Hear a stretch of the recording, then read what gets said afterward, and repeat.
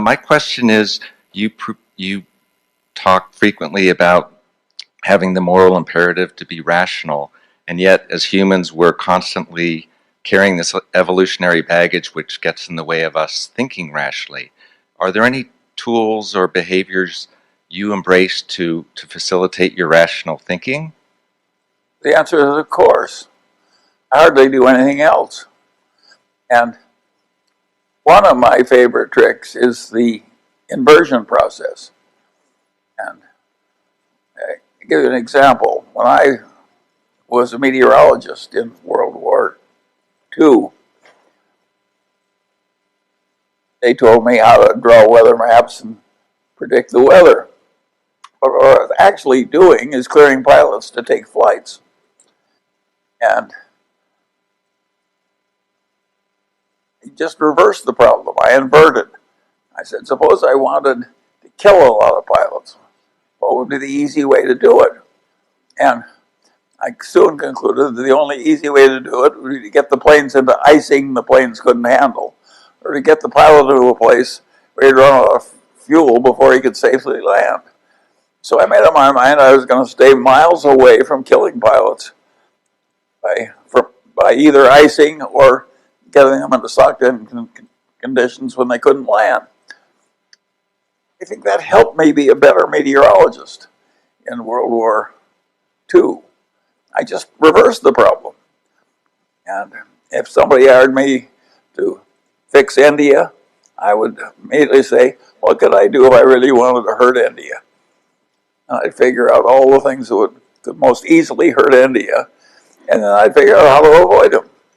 Now, you'd say it's the same thing, it's just in reverse. But it works better to frequently to invert the problem. If you're a meteorologist, it really helps if you really know how to avoid something, which is the only thing that's going to kill your pilots. And if you can help India best if you understand what will really hurt India the easiest and worse. Algebra works the same way. Every great algebraist inverts all the time because the problems are solved easier. Human beings should do the same thing in the ordinary walks of life. Just constantly avert. You don't think of what you want, you think what you want to avoid. Or when you're thinking what you want to avoid, you also think about what you want. And you just go back and forth all the time. Peter Kaufman, who's here today, he likes the idea that you want to know how the world looks from the top looking down, and you want to know what it looks like from the bottom looking up. If you don't have both points of view, your reality recognition is lousy. Peter's right. And inversion is the same thing. Just such a simple trick to think, how does this look from the people above me? How does it look from the people beneath me? How can I hurt these people I'm trying to help? All these things help you think it through. And they're such simple tricks. They're like the lever. They really help. And yet, our great educational systems give advanced degrees. They don't teach people these simple tricks. They're wrong. They're just plain wrong.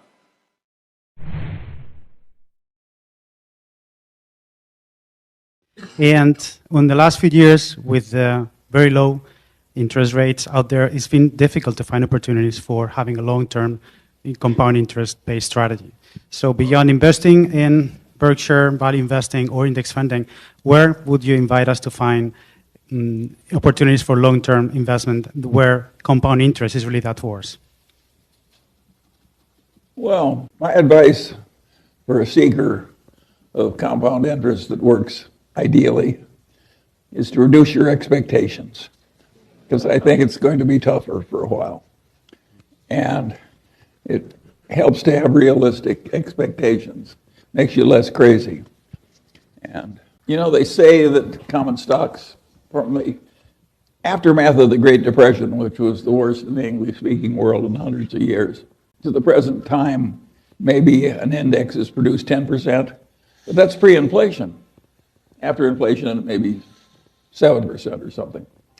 And the difference between 7 and 10 in terms of its consequences are just hugely dramatic over that long period of time. And if that's 7 in real terms that may have been achieved starting in a perfect period through the greatest boom in history, starting now, it could well be 3% or 2% in real terms. And it's not unthinkable you'd have 5% returns and 3% inflation or some ghastly consequences like that. And so the ideal way to cope with that is to say if that happens, I can have a happy life.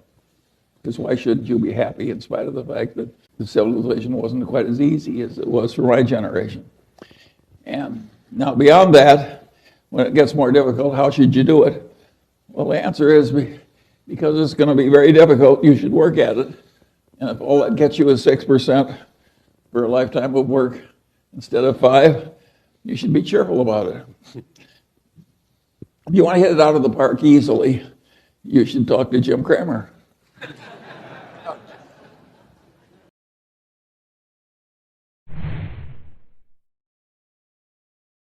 How much of your success can be attributed to Occam's razor and Kelly's formula? Well, Occam's razor is, of course, a good idea. It's a basic idea. Occam's razor is like telling a fisherman to fish where the fish are. Of course, you'll do better than fishing where the fish are. You know, and I got another idea that was very useful. I always liked Occam's razor. Now, that is a wonderful way to think. You can argue that Einstein's whole career was just a marvelous demonstration of Occam's razor. E equals mc squared is a pretty damn simple idea, but think of the power of it.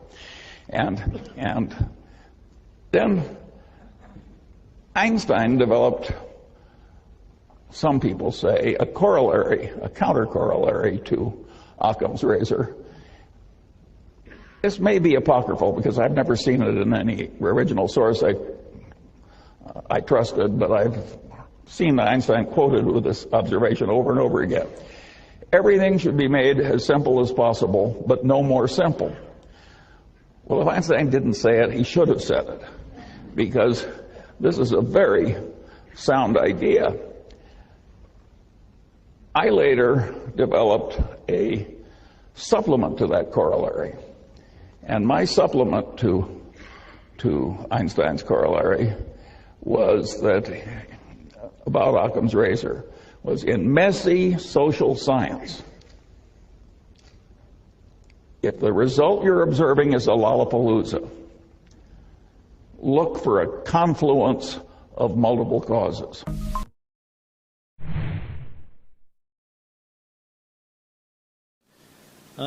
Good morning. I'm Mark Rabanov from Melbourne, Australia.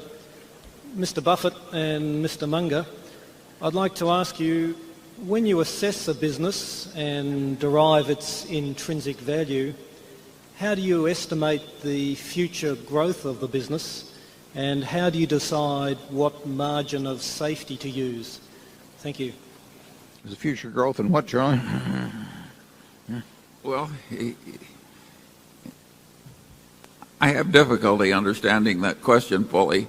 He's talking about how do we combine our estimates of future growth with our passion for having a margin of safety.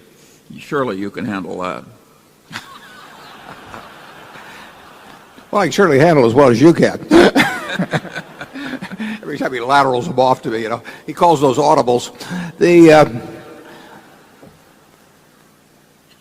You calculate, I think you take all of the variables and calculate them reasonably conservatively, but you don't try and put too much windage in at every level. And then when you get all through, you apply the margin of safety. So I would say don't focus too much on taking it on each variable in terms of the discount rate and the growth rate and so on, but try to be as realistic as you can on those numbers, but with any errors being on the conservative side. And then when you get all through, you apply the margin of safety. Ben Graham had a very simple formula he used for just the most obvious situations, which was to take working capital, net working capital, and try and buy it at a third off working capital. And overall that worked for them. But that method sort of ran out of steam when the sub-working capital stocks disappeared.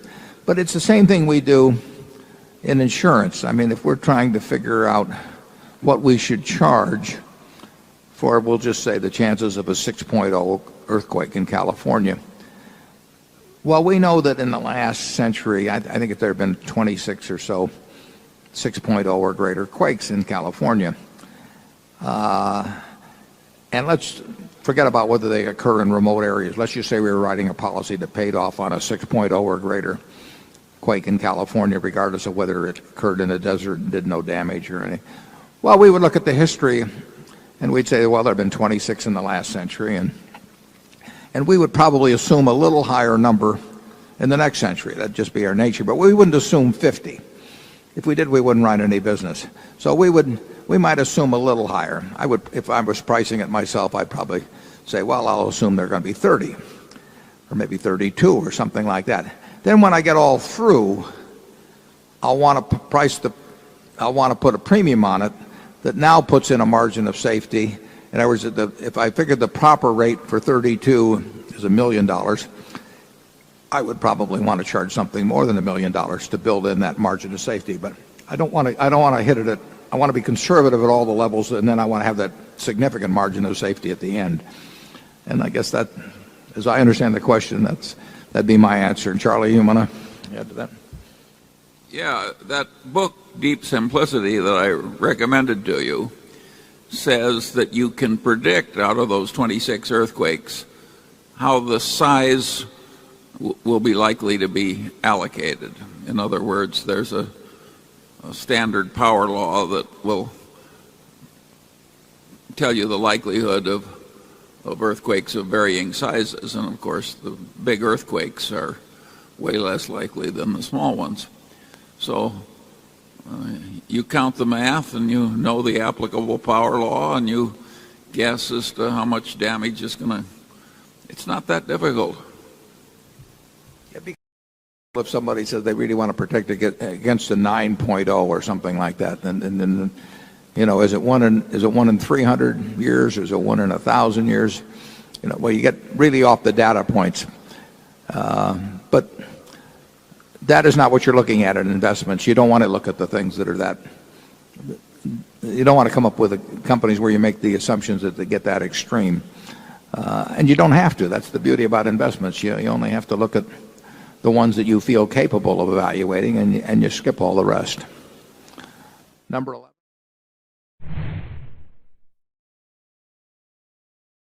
Charlie, you clearly understand the power of incentives.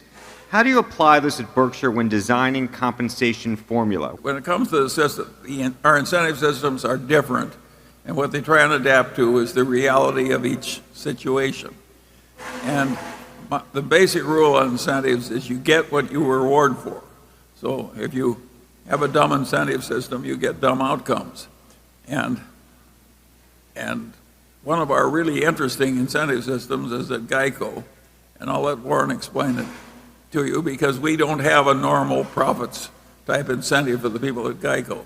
Warren, tell them, because it's really interesting. Yeah, well, at GEICO, we have two variables, and they apply to well over 20,000 people. I think you have to be there a year, but beyond that point, anybody's been there a year or more, and I could be wrong on the exact period, is subject and understands that these two variables will determine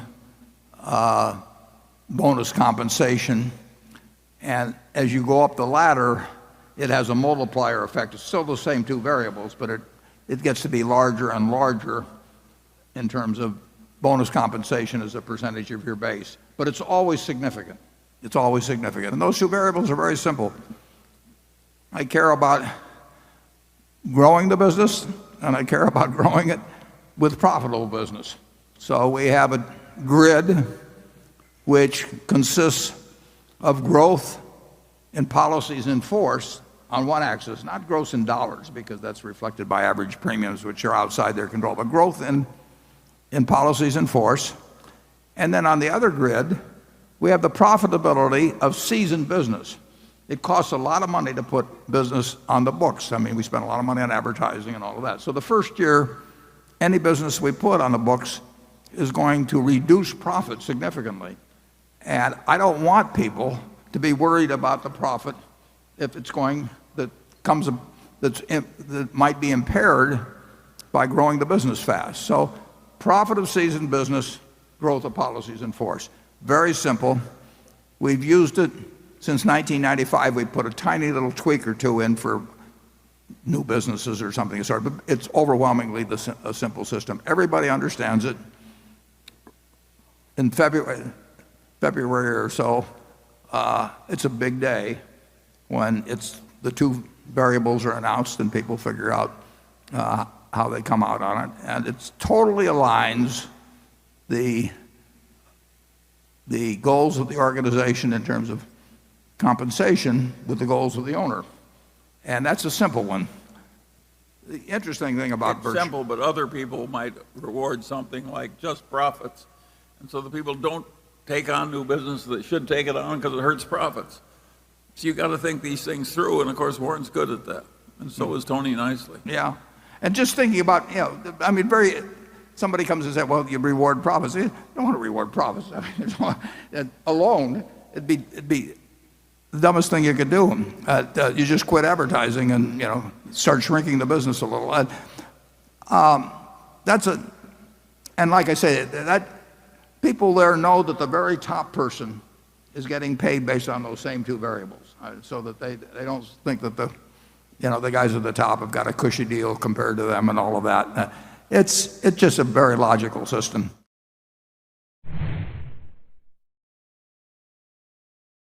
In your annual shareholder letter this year, you said that Berkshire's journey consisted of continuous savings, the power of compounding, the American tailwind, and avoidance of major mistakes. You have humbly admitted in the past that you have made many mistakes, but this is the first time that major mistakes stood out to me. Could you please advise us on what major mistakes we should avoid in both investing and in life? I would also like to have Mr. Munger's thoughts too, please. Thank you very much. Well,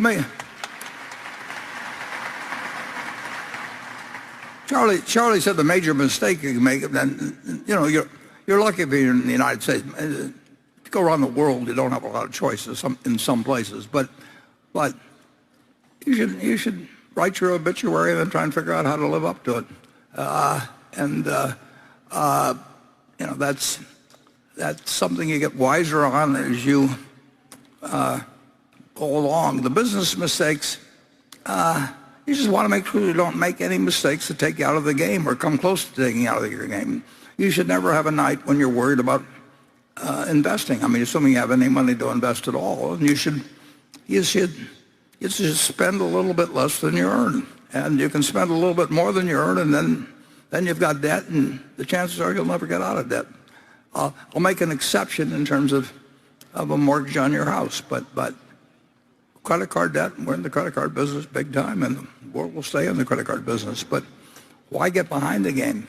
And if you're effectively paying 12 or 14 or whatever percent you're paying on a credit card, you're saying I'm going to earn more than 12 or 14% of money. And if you can do that, come to Berkshire Hathaway. So it's I hate to say this when Charlie's around me, but it's straight out of Ben Franklin. I mean, it's not that complicated, but I'll give you a couple lessons. Tom Murphy, the first time I met him, said two things to me. He said, you can always tell someone to go to hell tomorrow. Well, that was great advice then, and think of what great advice it is when you sit down at a computer and screw your life up forever by telling somebody to go to hell or something else in 30 seconds and you can't erase it. And you haven't lost the option. And he said, praise by name, criticize by category. Well, what makes more sense than that? I mean, who do you like that criticizes you all the time? And you don't need to you don't need to vilify anybody to make your point on subjects of discussion, and then give you another general piece of advice. I've never known anybody that was basically kind that died without friends, and I've known plenty of people with money that have died without friends, including their family, but I've never known anybody,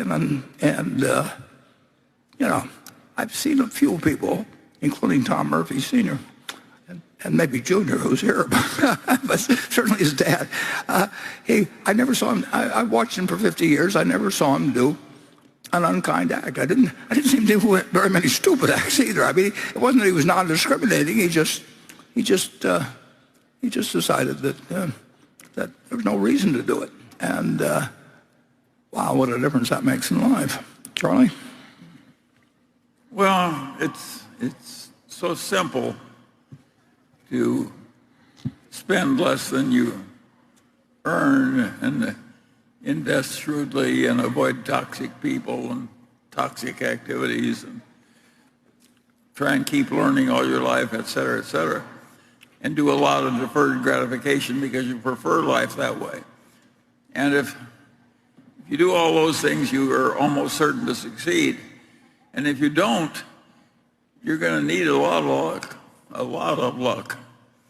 And you don't want to need a lot of luck. You want to go into a game where you're very likely to win without having any unusual luck.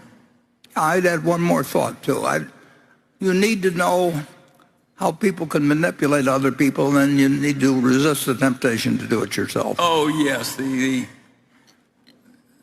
The toxic people who are trying to fool you or lie to you, who aren't reliable in meeting their commitments. The great lesson of life is get them the hell out of your life. Yep. And do it fast. Do it fast.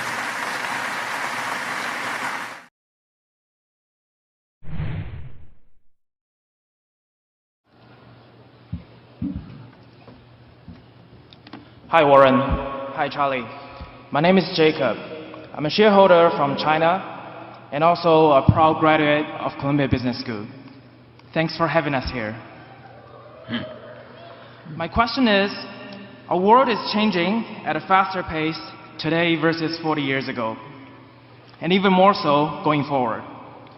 Under this context, for each of us individually, shall we expand our circle of competence continuously over time, or shall we stick with the existing circle but risk having a shrinking investment universe? Thank you.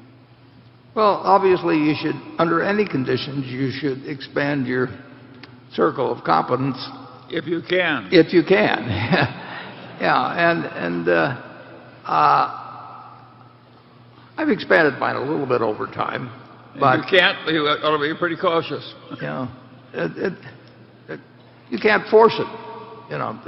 If you told me that I had to, become an expert on physics or, Dance may be the lead in the ballet, Warren. That would be a sight. Yeah, well, that's one of Particularly now. That's one you may be thinking about, but that didn't even occur to me. But no, it's ridiculous. Yeah. That doesn't mean you can't expand it at all. I mean, I did learn about some things as I've gone along in a few businesses. In some cases, I've learned that I'm incompetent, which is actually a plus, and you've discarded that one. But it doesn't really the world is going to change. It's going to keep changing. It's changing every day, and that makes it interesting. As it changes, certainly within what you think is your present existing circle, you should be the master of figuring that one out, or it really isn't your circle of competence. And if you get a chance to expand it somewhat as you go along, I've learned some about the energy business from Walter and Greg as we work together, but I'm not close to their level of competence on it. But I do know more than I used to know, and so you get a chance to expand it a bit. Usually, I would think normally your core competence is probably something that sort of fits the way the mind is worked. Some people have what I call a money mind, and they will work well in certain types of money situations. It isn't so much a question of IQ. The mind is a very strange thing. And people have specialties, whether in chess or bridge. I see it in different persons. People that can do what seem to me impossible things. And they're really kind of, as Charlie would say, stupid in other areas. so just keep working on it. But don't think you have to increase it and therefore start bending the rules. Anything further, Charlie?